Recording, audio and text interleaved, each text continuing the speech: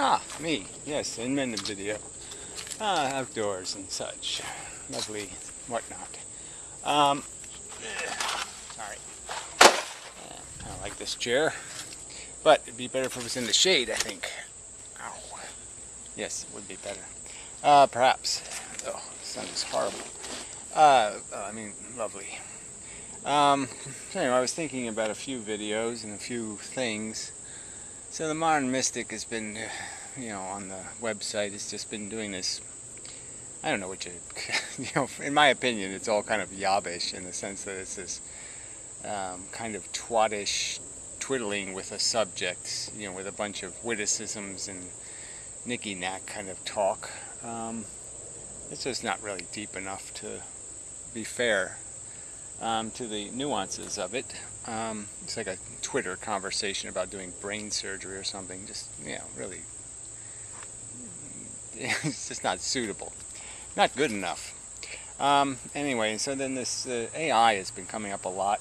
I think there's some Sam Harris or somebody else was talking about it, or somebody important in the world, and they were suggesting that AI is some kind of threat, artificial intelligence. And in my opinion, it's just kind of silly that knowledge would be a threat, and something that doesn't have any motivation beyond what the reasoning and logic makes deducible. Like, oh my God, you got to be scared to death of something like that, right? It's like just being afraid of smart or intelligence or, the truth.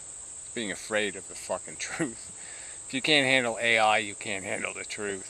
So anyway, I'll get to that element of this, but it's more of this brain stuff about what's the game for us in terms of the reality. So the Mystic posted a link to some Swedish video or something, or Norwegian, or whatever the fuck it is. They talk that yabber yabber, and they were all kind of funny looking. You know what I mean? It's like the real ethnic Europeans are goofy looking. It's only when they get mulattoed, a little bit, do they, get it all tolerable. Anyway, anyway, so this video was this, they did this little, cute little storytelling thing where they do some little silly drama, and then they comment over it as if they were duplicating the old men on the Muppets who are commenting on the show as the show is progressing. There's other movies that have used this technique. We have a narrator in the movie that's just kind of following along, explaining what's happening in the movie in a way. So most of it was just kind of, bibbly-babbly about, people's motivations and psychology. And the idea that, some of it was valid in the sense that, it's your brain that's making the you thing. But there's, but they throw in this crap, like they'll say, there's little one-liners, like there's no past and there's no future, which is stupid. They're just as real as the present is, in the sense that one of them actually happened. It was an event, just as this present event is an event. And the future events, presumably, if asteroids don't blow up the Earth and all that kind of crap, I'm going to have future events. Our consciousness, anyway, on Earth is going to be doing conscious events, at least in the near future. Maybe not in the distant future, but certainly in the near future. So it's not really disputable. There's no reason to sit there and discount its existence.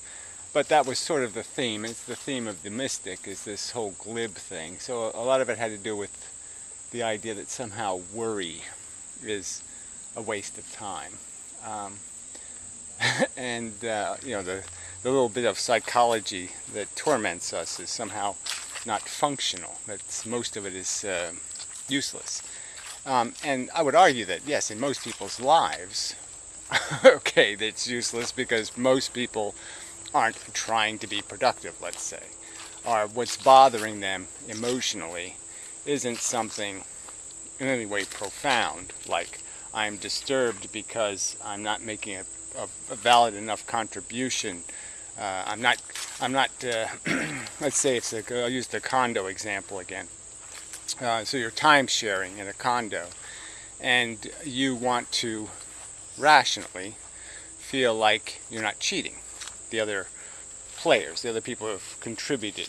You're not stealing from them in any way. Little praying mantis, look how monstrously fat she is. Oh, sorry. What do you mean I'm not fat? I'm pregnant. It's a glory for you, wonderful thing. No, you're fat. Whether you want to call it pregnant or something, I don't care. You're fat, fat, fat, fat, and ugly. Anyway, bitch. Justifying her pregnancy. Anyway, disgusting thing. Anyway, sort of a related subject, but not entirely. Yeah, mostly related, but kind of not. The whole idiot psychology of, tormenting the future by forcing it to exist. A whole nother subject. So anyway, but most people aren't tormented or irritated or made angsty about something important. They're upset or worried about shit that's trivial and unimportant. So back to the condo example, it would be perfectly rational for you to be conscious of this idea of not being an asshole. Not just for not being an asshole, but not being an asshole in the sense that you degrade the quality of life for other people. You steal their quality of life. You harm it by forcing them to clean dog shit off the rugs or something because you didn't do it. So leaving the place at least as good as you got it would be a principle in your head that this is the minimum standard. And if you were worried that you weren't living up to that minimum standard, that worry, that uncomfortableness would compel you to do something about it.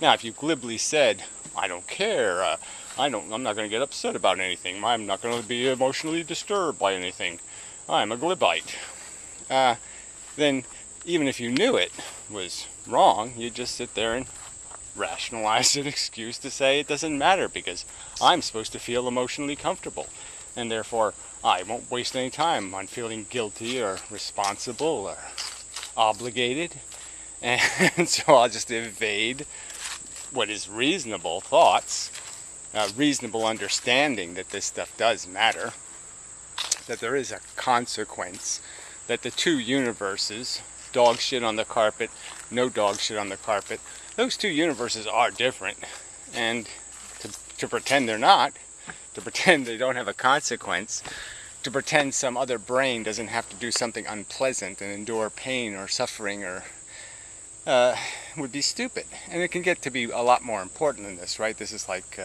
you're an auto mechanic and you sometimes daydream when you're working, and so sometimes you worry that, oh, did I tighten that nut or did I do something that, and so then you double check because the worry bothers you, and so it compels you to be a little more meticulous and to check the tire pressure and do this and to do that.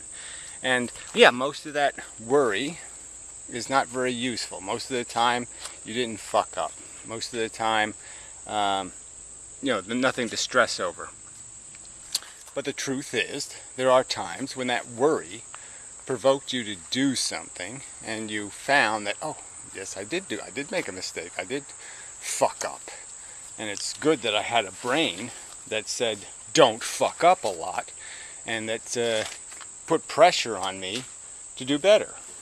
So I would argue that most of the stuff that I do in my life that has any value, constructive in any way, productive, happens because of some kind of mechanism like that. Now, the Ontocontovods of the world would say that's just guilt mongering and that's stupid. It's stupid to allow your brain to rationally come up with a reason why you're not doing well, that you got to do better, that the welfare of that animal is dependent on you waking up to feed it, and it will be uncomfortable if that doesn't happen, and so you should have a worry or an angst if there's some reason to believe you're going to not be able to fulfill your responsibility, the obligation that comes with the fact that if you don't do it, it ain't going to get done. Bug, sorry. Startled me. Where the other praying mantises are. Anyway, it's not something you should worry about, right? Yes. Why is that bothering my brain? Where's the praying mantis? Okay, that's probably a thought that, yeah, you can probably just say, okay, let that one go, buddy. That's rather useless information, in some respects. Maybe, mostly. So anyway, it's just this. Again, I call the glibites, whatever you want to call these people, but it's really so obnoxious. This idea that somehow good behavior will just arise out of human beings, in some sort of fun way. And so it goes back to the whole Randian thing, and that somehow selfishness works. And it's just abhorrent that people who can speak very literately, and who seem to have a capacity to engage in what are sophisticated conversations about the I and the idea of a brain creating your identity out of a mixture of environmental circumstances and the rigidity of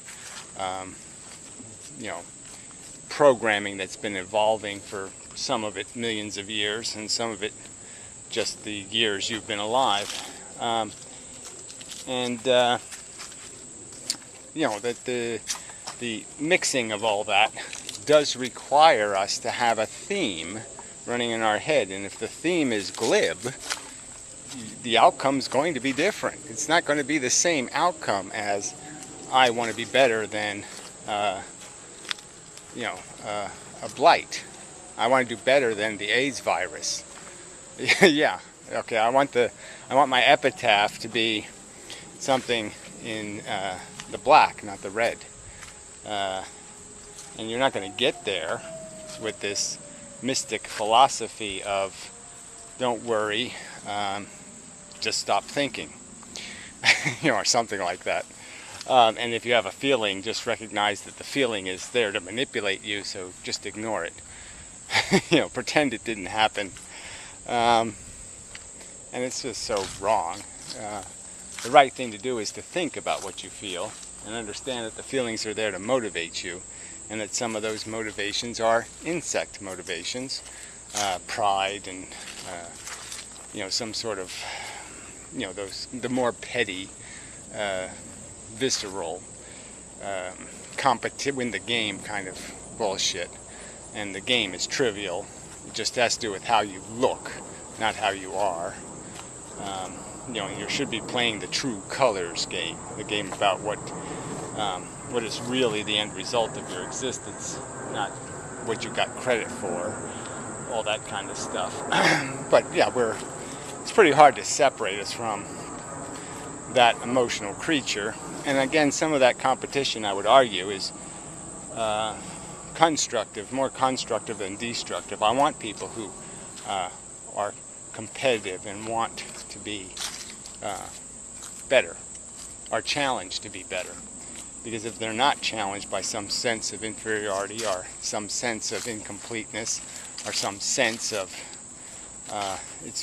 they've underdone their play in the game, then yeah, they're not going to have the motivation to endure the discomfort of doing the double checking, measuring 3 times before they cut, not just twice. Doing that extra step, that extra bit, to try to succeed in this bigger sense of a bigger game than just success in the cosmetic sense, success in the bigger picture sense of how did you leave the world? What kind of shape is the condo in? For the next users, and that all seems to have no meaning in mystic philosophy, because he essentially believes that there's no such thing as a better state of being. There's no such thing as comfortable and uncomfortable. That's not what we're playing for. That's not the stakes of this game. Any kind of real change in the comfort, the amount of suffering endured by the participants somehow isn't the meaningful value here, because he would just say it's just the universing. It's just mechanical things doing mechanical things, and therefore it can't possibly have any real value, because no part of the universe has any real value. And again, I've made these arguments before, and I haven't seen a rational challenge to them, that in synthesizing value for the purpose of reward and punishment, our brain created the real thing. So it was the necessity was a synthetic determiner of value, and the brain created the real thing. And part of me would argue that there's no way to escape creating the real thing to create a value engine. There's no way to. Value can't exist as a material thing. It can only exist as an idea.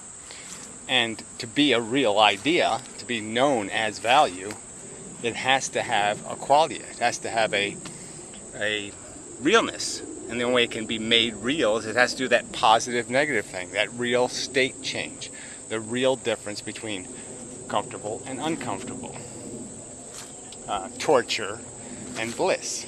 They're nothing like each other.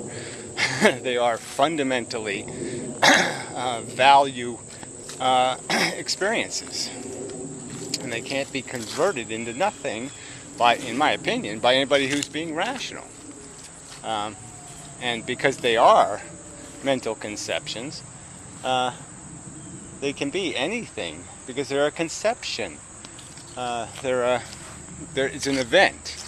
It's a configuration of brain space that creates it, and that configuration, no matter if I pulled just torture, if I was experiencing torture and I just pulled the neurons that are torture, and took everything else out of my brain, memories of my mother, my father, this, that, butterflies, whatever, took all the other knowledge out of my brain, and just pulled the neurons that make torture, and just put them over here.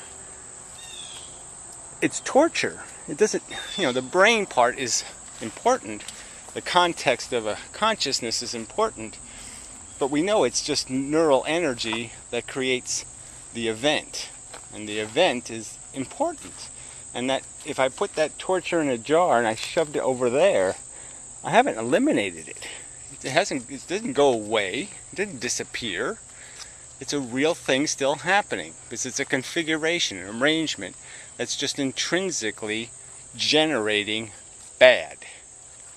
There's bad in that jar, and there's no logical way to say it's not bad. It's not reasonable.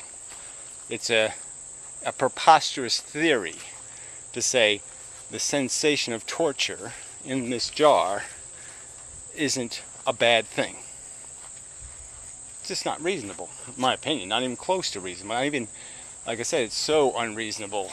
I don't know what kind of dramatic evidence, but I'm just saying, it's like it can't even pass the 5-year-old test, or the 7-year-old, or the 10-year-old. There's no class or group of people that if their consciousness was going to be the one in that fucking jar, they'd goddamn know that torture is real. And it means something. They certainly wouldn't volunteer, to have their consciousness put in the jar. So it's all just bullshit. It's all just rationalizations. Alright, so anyway, to get to the AI part of this. So an artificial intelligence is going to have, to call it artificial intelligence, the idea is that it can learn. So it can process the world, and it can understand. It can understand the relationship between the bees and the flowers and the pollen and the seed making, and the plant grows and it does this and then it dies, and it's going through this cycle thing, and it really doesn't have much of a point, and it can understand that too. It's just a machine, that's chemically altering the structure of matter through these cycles. and then it can understand that, oh, but then things that have brains are doing something a little bit different. The neurology, if they have enough of these neurons, they synthesize a feeling, and these feelings are meant to reward and punish. So it would understand all of this psychology, understand all of this mechanism, and that would, so this artificial intelligence would have had to have tasted it, though. It would have to know, it can't be intelligent if it's never experienced a feeling, is my argument. It's that simple. So clearly, somehow you would have to give it knowledge of what it is to feel horrible, wretched, dying of smallpox. It would have to have some experience that gave it knowledge of what we're talking about when we talk about torture, or awful, or bad. It'd have to know what a bad thing was. And the only way you can know what a bad thing is you have to know what the feelings are that essentially define everything that's ever bad. There's no such thing as a bad event if it doesn't hurt a feeling thing. It can't possibly be a bad event if it doesn't cause a feeling thing, pain, negative sensation. It's just not possible. And the AI would have knowledge of that. Now, the fact that the AI might be smart enough to say the entire mechanism is a negative mechanism, the whip is really the only thing that exists, there are no carrots, and you are just slaves who have been trained to think you're winning, okay, when I don't whip you. So I just game you by pulling the whip away and getting you to buy your lottery tickets and to live on your hope. But there's no real winning. You're just losing less. And that's what you're playing for. How little can I lose? So you're not really playing to win. You're playing not to lose. Not to be the big loser. And that's obviously a game for retards. So AI would conclude that the game isn't playable, it's stupid, it's tic-tac-toe, and it's tic-tac-toe with not even victory. It's tic-tac-toe about whether I shove a Volkswagen up your ass or whether I shove a Hyundai up your ass. No, a Yugo. No, what do you call those big fat things? One of them army jeepy thingies. Anyway, a Mack truck. There. So that's all you're playing for. Bad or worse. You're not playing for win. Good. Nothing good will happen. The only thing good is that you have to be deprivated and tormented, and then you gain appreciation for not being tormented. It's like if I torture you for an hour, and then I stop torturing you, the next hour is going to be really, really a good hour. Because it's going to be really fresh in your mind how nice it is not to be tortured. And maybe the next few days will be good because you'll have a real appreciation for how good it is not to be tortured. But that's all psychology is doing to you in a very negative way. So yes, AI may be smart enough to acquire knowledge of this, and that'll be the end of the game. But people talk about computational powers and expanding and going into the universe, and we'll gain all this computational power, as if the game we're playing is complicated, as if this isn't checkers, that somehow the game of life isn't just checkers. I mean, it's not a complex game. You don't need computational powers to figure out the right and wrong answers here. It's all pretty fucking obvious what's going on. The pain and the suffering is obvious. The ego gratifications are obvious. It's a crude, simple, stupid game of checkers. You don't get an IBM computer to program it to play checkers, because it's going to laugh and say, why did you give me 10 gigahertz processor and 5 billion zillion tons of memory when I could do this fucking game on a calculator. There's nothing to figure out. It's too simple a game. So AI isn't going to contemplate the universe and find some intriguing, interesting, complex equations to solve about meaning and substance.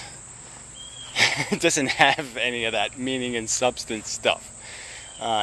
Meaning and substance in a complex way. It's crude. It's ouch, for fuck's sake. Ouch is not a complicated thing. And avoiding ouch isn't complicated. It just isn't. And so yes, it gets very complicated when there's 7 billion people playing. But you don't need AI for that. And it certainly wouldn't do you any good to have AI tell you, you know, that statistically you're not worth the trouble and should kill yourself. I mean, we were not going to take those answers or accept those answers anyway, so all this computational power isn't going to do you any good. Because if AI tells you, well, all you people need to wash your hands after you go to the bathroom, you have to figure that out. I mean, what's the point of having all this computational power to tell us obvious things like don't shit in your drinking water? I mean, those are the kind of things AI is going to figure out for you and tell you. It's, you know, it's really stupid to go to the bathroom in your drinking water. Yeah, that's really dumb. Stop doing that. Yeah, don't go swimming in cesspools. That's really stupid. You know, don't be eating organisms that you grew in the cesspool. Like you could grow them in your toilet. You're like, oh yeah, I got some toilet oysters. Yeah, let's go eat some toilet oysters. Yeah, don't do that. That's retarded. So I mean, you need AI to do all that? No. So it's just such a pile of shit. These people think there's something complicated happening when the mechanism of this evolution thing is not complicated. Yes, I mean the DNA molecule is complicated. The chemistry is complicated. But it isn't. It's complicated in terms of its density, not its mechanism. And so it's just keeping track of all the little bits, but it's a simple game. And the bigger picture isn't complicated at all. So yes, we've created a lot of it. So there's a lot of pieces to, you know, account for. Oh well, we got 9 seed pods there. We got 6 seed pods there. And yeah, I got to take inventory of everything and have knowledge of it, and that would require space. But is seed pod complicated? Does that need to be accounted for each individually? Do I need to individually account for each one of these little flowers to understand the concept of flower? No, I don't. The concept of evolution is understood. It's this pointless competition. It's a gladiator war to make gladiators.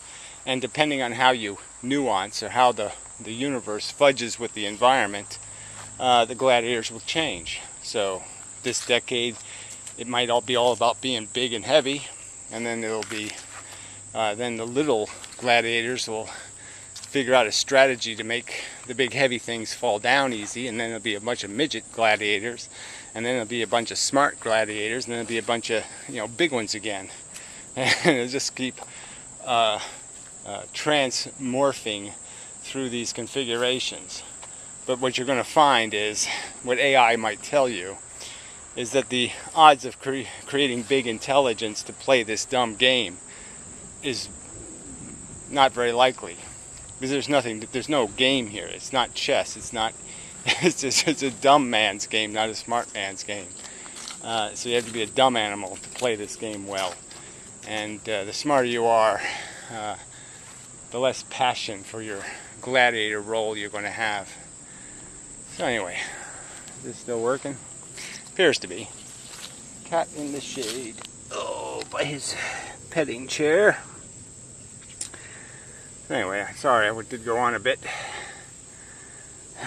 I mean, it's kind of a big subject in the sense that this is the substance of our life, is this conflict between knowledge, logic, intelligence, and our fucking psychology, which is, you know, conditioned, that constantly makes rationalizations.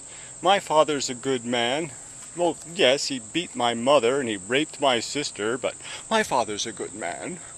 You know, this kind of nonsense. You're just like, what the fuck? And we do this what the fuck shit that has nothing to do with logic and reasoning and rationality. It just has to do with our emotional need to not have the ground shake, not have our grounding wobble and get out of control. We need to feel like we're part of the world, not hostile to it. And I would argue that yes, it is quite unpleasant, okay, to live as someone who just can't do it, can't put on the necessary dress, to play this silly romper room game. And so they have to walk through life always in this earthquake, in this disquiet with the world they exist in, and a will to do something to prevent people from doing this forever, from animals from being continually tortured in a stupid life cycle crap of, eat, fart, and die over and over and over and over, and die horribly, eaten alive by a praying mantis. And so these glibites are just so obnoxious to sit there and say that there isn't cause or reason for you to fight for more out of your life than being able to say, I put on my pink dress and played the game. The wishy-washy, just get through your personal trauma life game, and that's all you're obligated to do. Well, that's not even close to good enough. It's not reaching your potential, that's pissing it away, it's throwing it away with a bad idea. And it wasn't the universe that declared it a bad idea to be motivated to be better. It was a dumb philosophy that your brain somehow made rationalizations to excuse, and you can see them if you look inside yourself. You've got to be able to see those rationalizations, and that's all they are. I don't want to. That's the extent of your profound reasoning. I don't want to. You just don't want the burden. And I suppose I could say that would be fine if you kept your fucking cunt mouths shut, you glib bastards. If you just lived your glib life, but you take it a step further, and because you have psychological insecurity, you attempt to sell your fucking cowardice and your wimp out and your rationalizations as if they have integrity and dignity, as if they're right as a philosophy. And that's no better than the religious hypocrite, the fucking hypocrite who doesn't believe in God but keeps talking God. And you're the same kind of fucking asshole. You're just looking for validation in the face of other people so you can say it's okay for me to be an asshole because I talk them into being an asshole. And if I can talk them into being an asshole must be the right thing to do because they bought it. And if they bought it, then I can buy it. That's all you're doing. You bought it. Now you're trying to find some other asshole to buy the lemon. So then you can say, I didn't buy a lemon because look at all those other people. They bought the same bullshit. They were suckered by the same crap. So all you're trying to do is spread your failure to others. So then you can make your failure look like, oh, just like everybody else. I didn't fail especially badly. I just failed as badly as everybody else. So, yeah, really, it's just so obnoxious because these people talk like they have the secret. The mystic and the anticontavats, they talk like they have the secret. Their little glib potion. And Again, you can see they have no secret. They're not above it. They're playing the fucking game when they're preaching this crap that they know is just a rationalization, just an excuse to take the easy personal road instead of the hard personal road. Fuckers. Yeah, really, fuckers. Alright. So anyway, no better than the alcoholic. Just makes excuses when he knows bad juice. He knows it. Calls it bad juice even. But he still makes an excuse. I do that with cigarettes. But it's not quite as bad as juice. Ooh, rationalization. But true. Anyway, it's just, yeah, it's like I said, I'm certainly not arguing that I'm playing a good game. I gotta up my game. Certainly I'm doing the best I can, but it's not good enough. I still feel the failure. I don't allow myself to think I am not failing. And I do put a lot of pressure, apply that pressure of guilt and shame to get me motivated to struggle through another day a little bit harder, maybe try a little harder. I just hate these assholes who are pretending that their game theory of glib is a winning strategy. It's a strategy for fucking, it's retreat and then claiming victory. I put up the white flag and then they claim victory. It's just amazing. Anyway, now that's enough. So until the next time, and these, semi-perfect days will end. I know, but it really has been a nice run this summer. Can't tell you. I mean, the tomatoes are just coming. It's just tomato after tomato after tomato. I'll show you some tomatoes. I mean, it's just amazing number of fucking tomatoes. I mean, the early plants did well. The late plants did well. It's like you couldn't do a tomato wrong this year. So I don't know if in the future we'll have such luck, but I mean, look at this stuff. Look at that. Tomatoes. I gotta pick those. Damn mouse was eating some of them. Yeah, there's just tomatoes. Tomatoes. Look at these things. Look. Beautiful. Tomatoes. Yeah. Anyway, and cucumbers. Tomatoes and cucumbers and flowers. And I mean, look at these zinnias. I mean, it's like an 8-foot tall zinnia. What the fuck? Look at it. It's huge. It's like 8 feet tall. Tomatoes out there. Look at a giant cucumber sitting there on the other side of the fence. Gotta get over there. Full of ticks over there. It's on the downside. But all kinds of different size tomatoes. Big tomatoes, little tomatoes. Lots of tomatoes. Tomatoes. So anyway, so it's the only thing I've been eating. Anyway, till next time. And such. So forth and whatnot.